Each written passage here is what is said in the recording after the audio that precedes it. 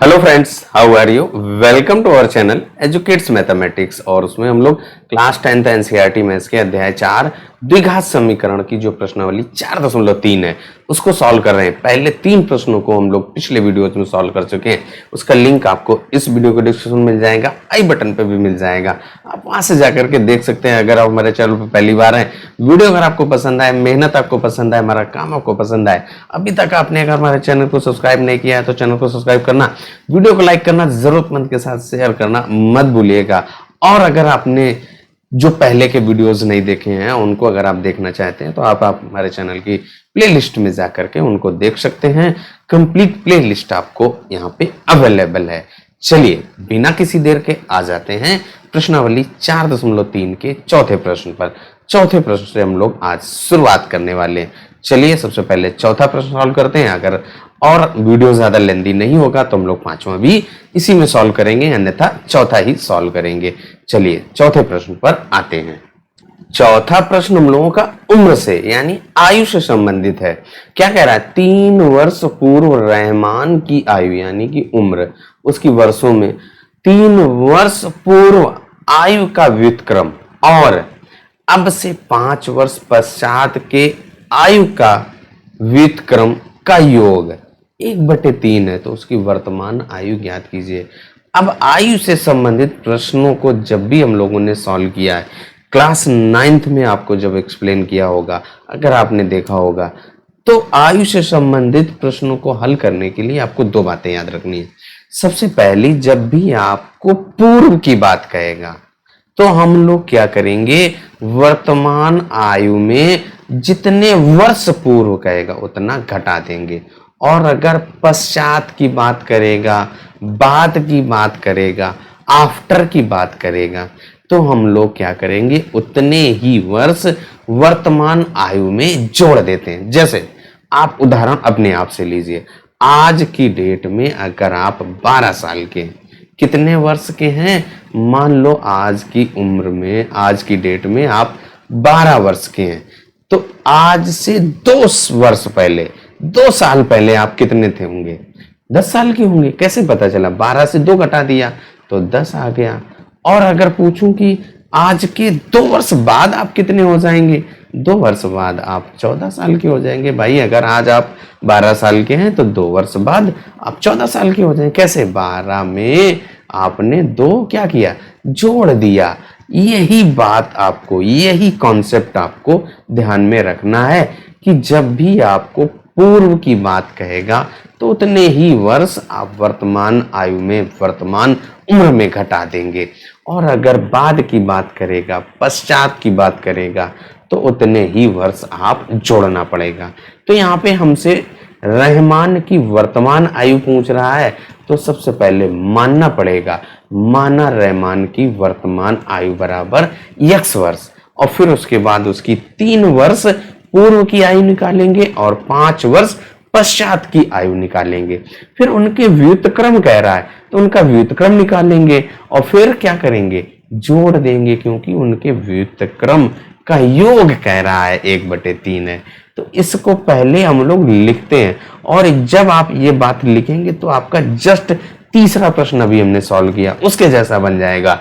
वहां से जो तीसरे प्रश्न वाला नियम है उसी को आप लगाएंगे। मान लिया हम लोगों ने, माना रहमान की वर्तमान आयु बराबर x वर्ष।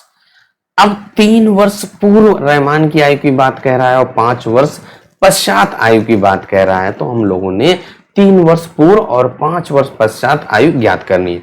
3 वर्ष पूर्व रहमान कितने वर्ष का होगा, अभी बताया था कि अगर जितने वर्ष पूर्व कहेगा वर्तमान आयु से उतने ही घटाएंगे। तो यहाँ पे कितना हो जाएगा, x - 3 वर्ष। 3 वर्ष पूर्व कह रहा है ना, तो इतने वर्ष आपकी हो जाएगी। अब कह रहा है 5 वर्ष पश्चात, यही तो लिखा हुआ है 5 वर्ष पश्चात, तो यहाँ पे क्या हो जाएगा, x धन 5। पश्चात या बाद में आप क्या करते हैं, उतने ही वर्ष जोड़ देते हैं। प्रश्न में हम लोगों का कह रहा है कि अब 3 वर्ष पूर्व और 5 वर्ष पश्चात आयु के व्युत्क्रम का योग। तो 3 वर्ष पूर्व हमने आयु निकाली है, x - 3, इसका व्युत्क्रम कितना हो जाएगा, 1/x-3 होगा कि नहीं होगा। और फिर धन योग कह रहा है और जो 5 वर्ष बाद आयु आपने निकाला है वो उसका व्युत्क्रम यक्ष धन 5। जब आप इनको जोड़ते हैं तो कितना आता है, 1/3 आता है। अब आप इसको देखिए, तीसरे के जैसा हो गया, तीसरे का जो दूसरा भाग था उसके जैसा हो गया। अब हम लोग इसको क्या करेंगे, एक द्विघात समीकरण में बदलेंगे यानी कि हल करेंगे। फिर उसके गुणनखंड विधि से आप यक्ष के मान ज्ञात करेंगे और फिर जो मान आएगा वही उसकी वर्तमान आयु होगी। चलिए अब प्रश्न को पहले नोट करते हैं फिर हल करते हैं भाई। प्रश्न हम लोगों का नोट हो गया। तीसरे के जो दूसरे भाग है उसके जैसे हल करेंगे। x-3 और x धन 5 का हमें क्या करना है, लासापा लेना है। तो जब आप इनका लासा लेंगे, बताया था कि दोनों के गुणनफल के बराबर लासा होगा।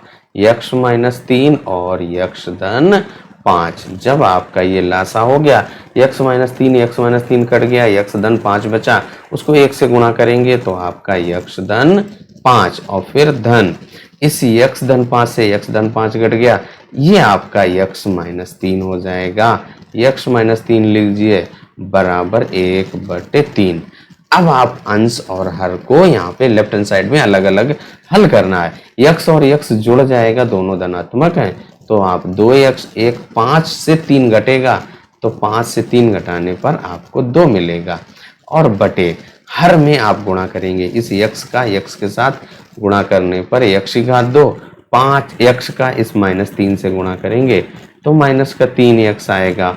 और फिर आप 5 को x से गुणा करेंगे, धन का 5x और माइनस का 5×3 15 बराबर 1/3।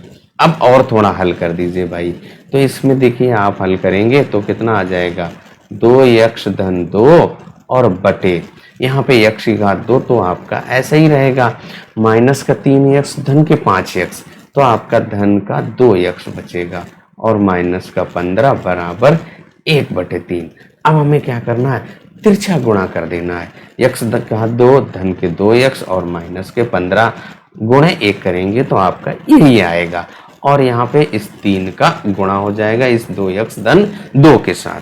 जब हम लोग इसको गुणा करेंगे ना, 3 का इस 2x धन 2 के साथ भी गुणा होगा और x⁻2 धन 2x माइनस 15 का 1 के साथ गुणा होगा, तो आपका ये 1 के साथ गुणा करने पर वही हमें प्राप्त होता है, इस 3 का इसमें जो गुणा हो जाएगा, 3 दूनी 6x धन का 6, यही बात हमें यहाँ पर लिख देनी है। तो अब आप जब लिखेंगे x⁻2 धन 2x माइनस का 15 बराबर 3 और ब्रैकेट के अंदर 2x धन 2, अब ब्रैकेट खोल लीजिए तो आपका क्या हो जाएगा, देखिए x⁻2 धन के 2x और माइनस का 15 और बराबर ब्रैकेट खोलिए 3 दूनी 6x और धन के 12, 3 दूनी 6x धन 3 दूनी 6 होगा, 12 कहाँ से हो जाएगा भाई, हम वही 3 दूनी 6 आ जाएगा। अब इसके बाद आप क्या करिए, इन सभी को यानी कि जो ये राइट हैंड साइड में लिखा हुआ है इसको सबको लेफ्ट में लाइए तो क्या हो जाएगा, x⁻2 है ना, यही तो होगा, x⁻2 धन का 2x और ये आपका 6x है, इधर आएगा आपका ऋण का हो जाएगा माइनस का 15 और ये जो 6 है इधर आएगा ऋण का और बराबर 0, यानी कि जब आप लेफ्ट में लाएंगे तो यहाँ पे x के ये x आपके एक जैसे यानी कि सजाती पद है, इनको आप जोड़े और घटाएंगे तो x⁻2 यहाँ पे एक धन एक ऋण घटेगा, माइनस का आपका 4x आएगा और यहाँ पर माइनस का 21, क्योंकि दोनों ऋण के हैं तो 15 6 21 होता है और बराबर 0। अब हमें इसको क्या करना है, ये आपका एक द्विघात समीकरण बन चुका है, कौन सा, ax⁻2 धन का bx धन का c बराबर 0। अब यहां से आप चाहो तो इसको गुणनखंड विधि से, पूर्ण वर्ग बनाने की विधि से या द्विघाती सूत्र का प्रयोग करते हुए जौन सा मेथड चाहे आप उससे लगा करके हल कर सकते हैं। तो हम लोग यहाँ पे क्या करेंगे, गुणनखंड करेंगे, इस अचर पद 21 के ऐसे गुणनखंड करिए कि जोड़ने और घटाने पर आपको 4 आ जाए। तो हम लोग जानते हैं कि 7 तिरका 21 होता है, 7 से 3 घटाने पर आपका 4 आ जाएगा, बस आपका हो गया भाई। x⁻2 माइनस यहाँ पे 7 से 3 और x और माइनस का 21 बराबर 0। गुणनखंड करना हम लोग क्लास 9th में पहले से सीख चुके हैं, क्लास 8th में भी सीख चुके हैं। तो यहाँ पे क्या हो जाएगा, यक्ष का दो ब्रैकेट के पहले माइनस का साइन है तो ब्रैकेट के चिन्हों को बदल देंगे। तो ये माइनस का 7x और धन का 3x और माइनस का 21 बराबर 0। अब इसके बाद क्या होता है, पहले दो पदों का जोड़ा और फिर इसके बाद आखिरी के दो पदों का जोड़ा बनता है। अब आप जो पहले दो पद आ रहे हैं उनसे कॉमन लीजिए और फिर आखिरी के दो पद आ रहे हैं उनसे कॉमन ले लीजिए और फिर और आगे कॉमन लेना पड़ेगा, सॉल्व कर दीजिएगा। पहले दो पदों में आपका क्या कॉमन आ रहा है, यक्ष कॉमन आ रहा है तो यहाँ से यक्ष माइनस का 7 आएगा और यहाँ से आपका धन का 3 आएगा और क्या बचेगा, यक्ष माइनस 7, 7 तिरका 21 होता है और बराबर आपका 0। यक्ष माइनस 7, यक्ष माइनस 7 फिर से हम लोगों का कॉमन आ रहा है तो उसको हम लोग यहीं पर लिख लेते हैं भाई। तो क्या हो जाएगा, यक्ष माइनस का 7 और अगले ब्रैकेट में आपका यक्ष धन 3 और बराबर 0 आ गया। अब आप यहाँ से दो संख्याओं के गुणनफल बराबर 0, यहाँ से यक्ष के दो मान आएंगे। तो पहले आप यक्ष माइनस 7 बराबर 0 करेंगे तो यक्ष बराबर 7 आ गया। यक्ष का एक मान आया 7, एक बार आप क्या करेंगे, यक्ष धन का 3 बराबर 0, यहाँ से यक्ष बराबर माइनस का 3 और यक्ष हम लोगों ने क्या लिया था भाई, -3 और 7 आया और यक्ष हम लोगों ने रहमान की वर्तमान आयु लिया था।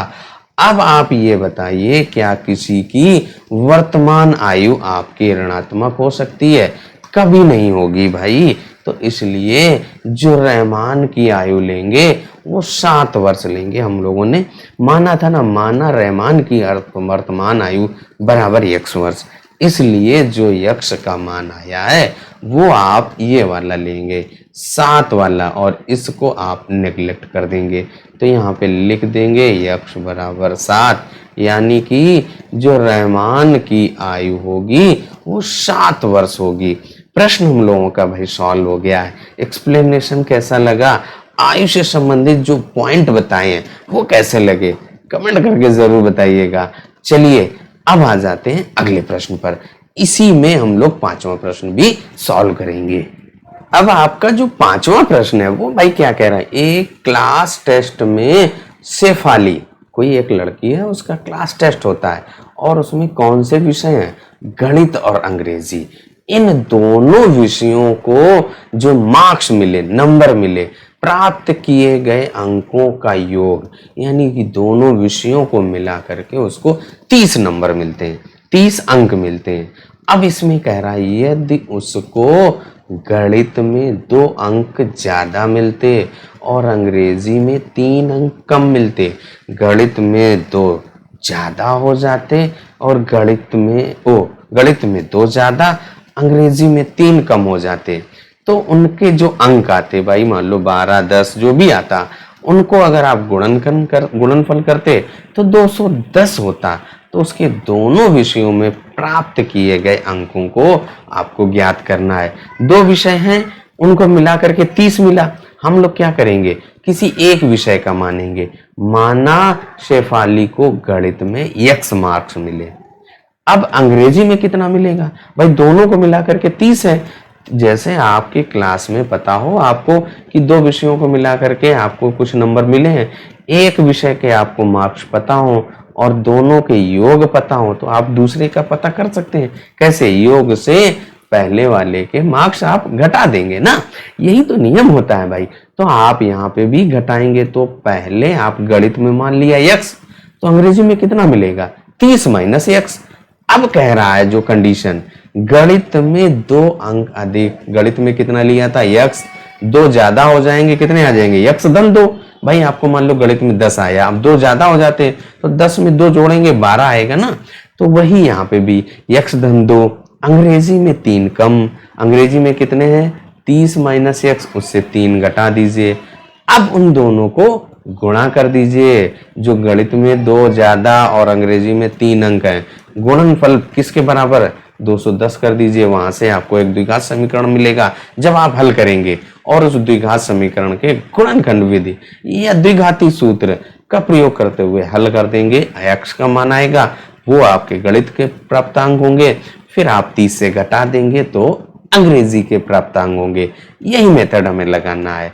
चलिए अब हम लोग सॉल्व करते हैं भाई। हम लोगों ने लिख लिया, माना शेफाली को गणित में प्राप्त अंक x है, तो अंग्रेजी में कितना मिलेगा? 30 से x घटाना पड़ेगा, जो दोनों को मिला करके उसको 30 मिल रहे थे ना। अब देखिए जो प्रश्न कह रहा है उसके आधार पर हम लोग सॉल्व करेंगे। जब हमें गणित और अंग्रेजी के अलग अलग अंक प्राप्त हो गए, अब उसमें कह रहा है कि यदि उसको गणित में 2 अंक अधिक, गणित में आपने कितना माना x, तो अब उससे 2 अधिक कितना हो जाएगा? x धन 2 भाई, 2 जोड़ देंगे। और इसके बाद अंग्रेजी में 3 कम मिलते, तो अंग्रेजी में कितना मिला है? 30 माइनस एक्स, उससे आप 3 घटा दीजिए। 30 माइनस एक्स, उससे 3 घटा दिया, और दोनों का गुणनफल किसके बराबर है? 210 के है। अब यहां से हमें क्या करना है? इसको हल कर देना है। एक द्विघात समीकरण बनेगा, और उस द्विघात समीकरण को आप गुणनखंड विधि से या द्विघाती सूत्र विधि से जैसे चाहे वैसे हल करेंगे। इसको थोड़ा सा सॉल्व कर दिया। x धन 2, 30 से 3 घट जाएगा ना, तो 27 बचेगा माइनस x बराबर 210। अब इसको हमें क्या करना है? गुणा कर देना है। तो देखिए सबसे पहले आप इस 27 को x के साथ गुणा करिए, तो कितना हो जाएगा? 27x, और इस 27 को 2 से गुणा करेंगे, तो 27 में 2 से 27 दूनी 54। अब आप इस माइनस एक्स का गुणा करेंगे, माइनस एक्स और एक्स को गुणा करने पर माइनस एक्स की घात 2, माइनस एक्स और धन का 2 गुणा करेंगे तो माइनस का 2x, और बराबर आपका 210 है। गुणा हम लोगों ने कर दिया, अब केवल और केवल सिंप्लीफाई कर देना है। तो 27x है, और ये आपका माइनस का 2x, तो 27 से 2 घटाएंगे, कितना बचेगा आपका? 25 बचेगा। तो यहाँ पर आप 25x लिख दीजिए, और माइनस का x की घात 2, और फिर धन का ये 54 है, इसको आप यहाँ पर रखिए, और इसके बाद ये जो 210 है इसको आप लेफ्ट में लाएंगे तो ऋणात्मक हो जाएगा, माइनस का 210 और बराबर आपका 0। अब हमें क्या करना है? इस माइनस x की घात 2 पहले रखिए और धन के 25x, हम लोग इसको क्या कर रहे हैं? ax की घात 2 धन bx धन के c बराबर 0 के रूप में लिख रहे हैं। अब यहाँ पे देखिए ये आपका 210 और 54 घटेगा, एक धनात्मक है एक ऋणात्मक है, तो आप चिन्ह काहे का लगाएंगे? ऋणात्मक का, क्योंकि 210 आपके ज्यादा है। अब इससे घटा दीजिए, तो 10 से 4 घटाएंगे तो आपका 6 बचेगा, और इसके बाद यहाँ पे क्या बचेगा? 10 से 5 घटाएंगे तो 5, और इसके बाद 1, और बराबर आपका 0 आएगा। इस समीकरण को ax की घात 2 धन bx धन का c बराबर 0 के रूप में लाने के लिए हम लोग क्या कर रहे हैं? माइनस से दोनों पक्षों में गुणा कर दे। तो यही आप लिख दीजिए, क्या करेंगे? माइनस से दोनों पक्षों में, लेफ्ट हैंड साइड और राइट हैंड साइड में गुणा कर दें। से दोनों पक्षों में गुणा करने पर क्या करेंगे? दोनों पक्षों में गुणा करने पर जब आप इसमें गुणा कर देंगे तो आपका जो ऋणात्मक है वो धनात्मक, धनात्मक वाला ऋणात्मक हो जाएगा। ये इसीलिए कर रहे हैं भाई कि जो हमारा x की घात 2 है वो धनात्मक हो जाए। तो यहाँ पे क्या हो जाएगा? x की घात 2 माइनस का 25x, जो धन का है उसको ऋण कर दीजिए, और ये आपका धन का 156 और बराबर 0, क्योंकि 0 में आप किसी से भी गुणा करो तो आपका 0 ही आता है। अब हमें क्या करना है? इस 156 के ऐसे गुणनखंड करने हैं, या ऐसी दो संख्याओं के गुणा के रूप में लिखना है जिनको जोड़ने और घटाने पर आपका 25 आ जाए। उसके लिए हम लोगों ने इस 156 के अभाज्य गुणनखंडों को ज्ञात किया। इनके आपको क्या करना है? जो अभाज्य गुणनखंड है इनको आपको दो संख्याओं के गुणा के रूप में लिखना है। तो देखिए 2 दूनी 4 और 4 तिहाई 12, ये आप एक साथ रखिए। 12 और ये आपका एक 13, 12 और 13 गुणा करेंगे तो 156 आएगा ही। और 12 और 13, 12 धन 13 करिए तो आप देखेंगे कि जो मध्य पद 25 है वो आ रहा है, यानी कि हम लोगों ने मध्य पद को विभक्त कर लिया है। यही बात आगे नोट कर देते हैं भाई। जो हम लोगों का मध्य पद 25 है उसको हम लोगों ने 12 और 13 के योगफल के रूप में व्यक्त किया। वो 12 और 13 कहाँ आए से आए, वो आपके 156 से आए, क्योंकि 12 और 13 का गुणा करने पर आपको 156 आएगा। तो वही यहाँ पे हम लोगों ने लिख दिया। अब ब्रैकेट खोलना है, ब्रैकेट के पहले माइनस का चिन्ह है तो चिन्हों में परिवर्तन करना पड़ेगा, यानी कि सभी के चिन्ह बदल जाएंगे। तो क्या हो जाएगा, देखिए आपका x⁻² माइनस का 12x और माइनस का 13x और धन का 156 और बराबर आपका 0 है। अब इसके बाद पहले दो पद और आखिरी के दो पदों का क्या करते हैं, जोड़ा बनाते हैं। पहले दो पदों में से आपका यक्ष कॉमन आ रहा है तो यक्ष माइनस 12, और आखिरी के दो पदों में से माइनस का 13 कॉमन आएगा तो यक्ष माइनस 12 बराबर 0। अब यहाँ से यक्ष माइनस 12 आपका फिर से कॉमन आ रहा है तो एक आ जाएगा यक्ष माइनस 13 और बराबर 0। यहाँ से हमें क्या करना है भाई, यक्ष का मान ज्ञात करना है। यक्ष के कितने मान आएंगे, 2 आएंगे। तो पहला मान आपका क्या आएगा, यक्ष माइनस 12 बराबर 0। इसका मतलब आपका यक्ष बराबर 12 आ गया। अब इसके बाद आप दूसरा जो मान है उसको यहीं पे ज्ञात कर लो। यक्ष माइनस 13 क्या है आपका, यक्ष माइनस 13 है भाई। तो यहाँ पे लिखेंगे यक्ष माइनस 13 बराबर 0। यहाँ पे लिखिए यक्ष माइनस 13 बराबर 0। तो यहाँ से यक्ष बराबर 13 आ गए, और जो मान आए हैं वो दोनों आपके धनात्मक, यानी कि दोनों मान आपके पॉसिबल हैं, दोनों मान संभव हैं। जब आप यक्ष का मान 12 लेंगे तो देखिए यक्ष हमने क्या लिया था, शेफाली को गणित में जो प्राप्त अंक हैं वो हम लोगों ने लिए थे। तो वह यहाँ पे लिखा, माना शेफाली को गणित में प्राप्त अंक बराबर x है। x का मान क्या आया, 12, और एक आया 13, 12 भी हो सकते हैं 13। जब आप 12 लेंगे x का मान तो गणित में तो 12 आ गए, अंग्रेजी में कितना आएगा, 30 से 12 घटाएंगे तो 18 आ जाएगा, यानी 12 और 18 का एक जोड़ा बनेगा। इसके बाद जब आपका 13 आया ना एक, तो जब आप यहाँ पे यक्ष का मान 13 लेंगे, यानी कि अगर उसको गणित में 13 मिलते हैं तो अंग्रेजी में कितना मिलेगा, 30 से 13 घटाएंगे तो 17 आ जाएगा, यानी 13 और 17। इस तरीके से उसको दो आपके अंक मिलेंगे, यानी कि 12 भी हो सकता है और 13 भी हो सकता है। अब लिखते हैं कि यक्ष बराबर 12 लेने पर सबसे पहले हम लोग यक्ष का मान 12 लेंगे, तो वही यहाँ पर लिख दिया यक्ष बराबर 12 लेने पर। तो गणित में उसको कितना अंक प्राप्त हुआ, 12 ही तो प्राप्त होगा, हमने यक्ष लिया था। अब अंग्रेजी में कितना हो जाएगा, 30 माइनस यक्ष था ना, तो ये आपका 30 से 12 घटाएंगे तो 30 से 12 घटाने पर आपको 18 प्राप्त होगा। अब यही बात आप यक्ष बराबर 13 जब लेंगे, आपके दो मान आए थे ना, एक बार आपने 12 ले लिया, अब आप 13 लेंगे। तो जब आप 13 लेंगे तो गणित में कितने आ जाएंगे, 13 आ जाएंगे। अंग्रेजी में कितना आ जाएगा, 30 से 13 घटाएंगे तो कितना आ जाएगा, 17 आ जाएगा। 30 से 13 घटाने पर 17, यानी कि जो पहला आपका आया है गणित में 12, अंग्रेजी में 18, और जो दूसरा आया है गणित में आपका 13 और अंग्रेजी में आपके कितने हैं, 17 हैं। और यही आपके आंसर हो जाते हैं। और इस तरीके से हम लोगों का जो 5वां प्रश्न है भाई वो भी सॉल्व हो जाता है। तो आज के इस वीडियो में हम लोग चौथा और 5वां प्रश्न ही सॉल्व करने वाले थे। वीडियो आपको कैसा लगा, एक्सप्लेनेशन कैसा लगा, कमेंट करके जरूर बताइएगा। चलिए तब तक अपना ख्याल रखिए, स्वस्थ रहिए, मस्त रहिए। मिलते हैं अगले वीडियो में अगले प्रश्नों के साथ।